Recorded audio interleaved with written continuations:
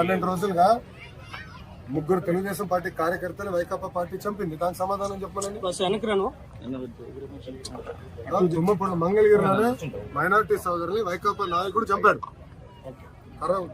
Bat పట్టుకుని కొట్టి చంపేశాడు. వాళ్ళు మా కార్యకర్తలు చంపి ఇప్పుడు ఏం ప్రశ్న అడుగుతున్నారు. ఈ రోజు కూడా తాడిపత్రిలో మా కార్యకర్తను చంపేశారు. చంద్రబాబు నాయుడు గారు ఓర్పు సహనంతో మమ్మల్ని ఉండమన్నారు కనుక ఓర్పు సహనంతో ఉన్నాం. లా అండ్ ఆర్డర్ మెయింటైన్ చేయమన్నారు కనుక మేము ఎక్కడ ఇష్యూ చేయట్లా. మంగళగిరిలో కూడా లా అండ్ ఆర్డర్ ఉండాలి, నేను ఇష్యూ చేయట్లా.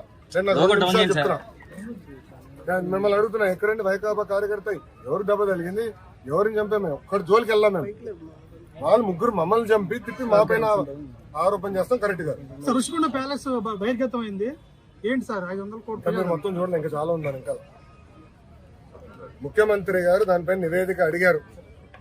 ఎంత ఖర్చు అయింది, దేనికి